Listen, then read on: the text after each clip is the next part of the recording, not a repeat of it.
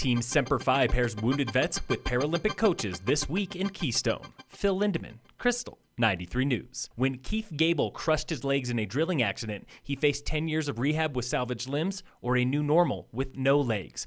Gable had one question for the doctor: what gets me back on a snowboard the fastest? I said, all right, let's chop the thing off, and I never looked back after that. Gable is a member of the U.S. Paralympic snowboarding team. He also coaches for Team Semper Fi, a veterans group in Keystone this week with 70 wounded vets and their families. It's a tremendous honor to work with these guys and gals.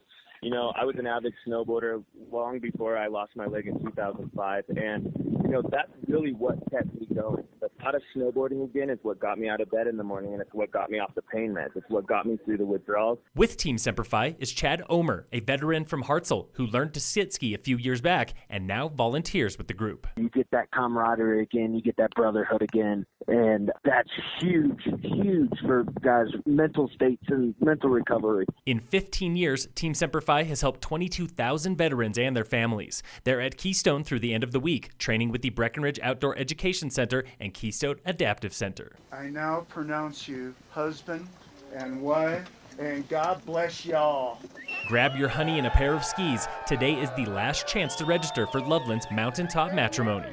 The mass wedding returns this Thursday, Valentine's Day, for a 28th year of on-mountain vows. The ceremony brings dozens of couples to Ptarmigan Roost Cafe at 12,500 feet, followed by a ski down and after party with beer, wedding cake, and more. Couples get 2 tickets for $79. Save the date by midnight tonight at skiloveland.com. And the ceremony is legit. If you show up with a marriage certificate, you will leave married. See Oscar-nominated short films from Pixar and more tonight at the Breckenridge Backstage Theater. The Summit Film Society opens its Oscar preview series with 5 animated shorts. The series continues Tuesdays this February. Tonight's screening is $12 online or at the door. Films begin at 7 p.m. at Breckenridge Backstage Theater on Ridge Street. It's fat biking season in the high country. The Frisco Freeze Race comes to Frisco Nordic Center February 23rd, and the Leadville Winter Mountain Bike Series continues through April. Local trails are ready for training. Just don't forget your etiquette. You know, be courteous of other trail users on groomed surfaces and run the correct air pressure and make sure you're allowed to be on those trails. That was Sterling Mudge with Cloud City Wheelers of the Leadville Series. In Summit, fat bikes are allowed on Forest Service trails, town trails, and the Summit Rec Path. Gold Run Nordic in Breck is the only Nordic center with bike access.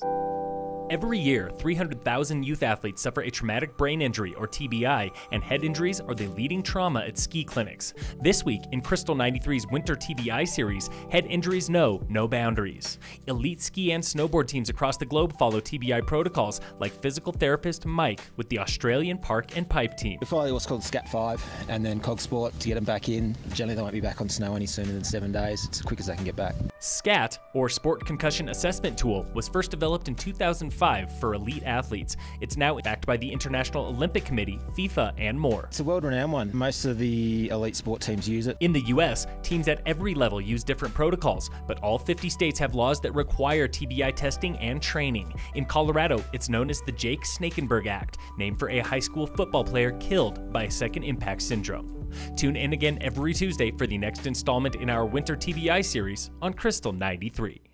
In sports, the Avalanche played the Maple Leafs tonight at 7 p.m. In World Cup ski racing news, Switzerland took gold for men's and women's team event at World Championships in Sweden today. Austria and Italy filled out the podium. The U.S. ski team did not compete. Athletes take tomorrow off before tech events on Thursday.